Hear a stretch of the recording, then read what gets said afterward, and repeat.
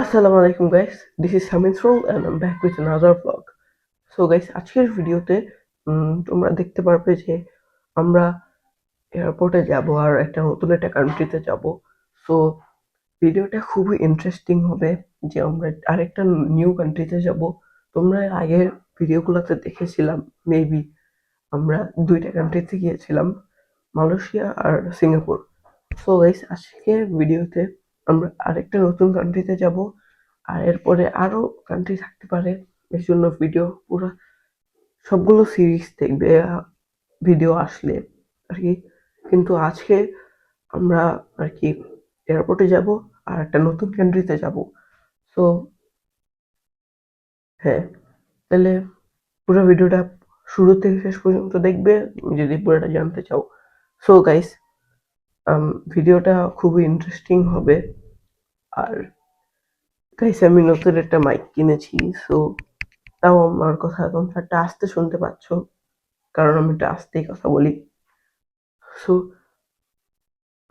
আমি তো বুঝতেছি না আর কি বলবো।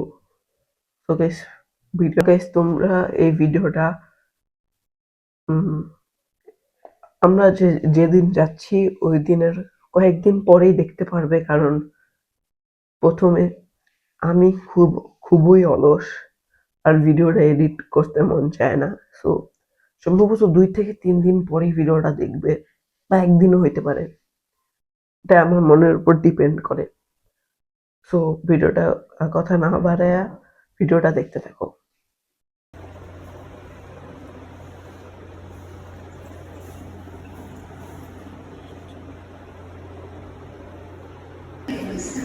আমি জানি তোমরা হঠাৎ করে দেখতেছো আমি আমার বাসার থেকে এখানে এসে পড়ছি হঠাৎ করে, কারণ আমি ওই পার্টটুকু আর ভিডিও করি নাই, কারণ এর আগের বার যখন আমরা বিদেশে গিয়েছিলাম তখন তোমরা ওই পার্টটুকু আগেই দেখেছিলা। সো গাইস, ওই পার্টটুকু এখন আর দেখাই নাই। এখন আমরা গাইস আমাদের লাউঞ্জে যেতেছি, আর এটা হলো গিয়ে আমাদের আগের লাউঞ্জটাই, এই যে বালাকা এক্সিকিউটিভ লাউঞ্জ। আর এই লাউঞ্জের বাইরে একটা ক্রিসমাস ট্রিও রয়েছিল, যেটার সামনে আমি কিছুক্ষণ ভিডিও করলাম আর একটু ছবি তুললাম। গাইস, আমরা লাউঞ্জের থেকে বের হয়েছি, কিন্তু পরে দেখি আমাদের প্লেন ডিলে করা হয়েছে ২ ঘন্টা। এখন বসে থাকতে হবে, আর কিছু করার নাই। গাইস, এখানে আমাদের জিনিয়াস ইব্রাহিম বসে আছে। অনেক বোরিং লাগতেছে। এই দেখো কি করতেছে, দেখো কত খারাপ। A big angry bird is sitting in front of us. He is always so angry. এখানে আব্বু বসে আছে, আমি ভয়েস ওভার করতেছি। গাইস, এভাবে বসে আছি বোরিং ভাবে। গাইস, চিন্তা করতেছি কি করা যায়।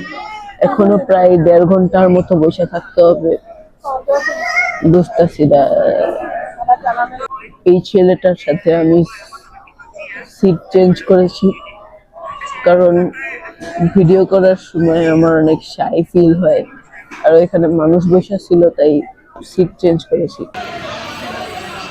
গাইস, এখানে ঝগড়া হইতাছে, কারণ ওদের ফ্লাইট ডেলি হয়ে গেছে।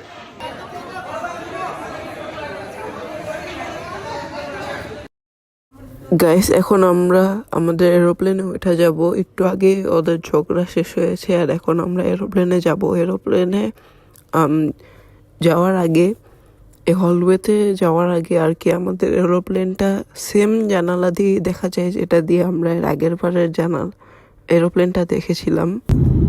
আর এখন আমরা এরোপ্লেনে উঠে গিয়েছি, আর এরোপ্লেনও টেক অফ করে দিয়েছে।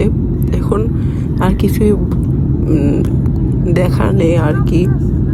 একেবারে যখন খাবার দিবে তখনই তোমাদের সাথে দেখা করবো না। গাইস, আপাতত ভিউটা এনজয় করতে থাকো।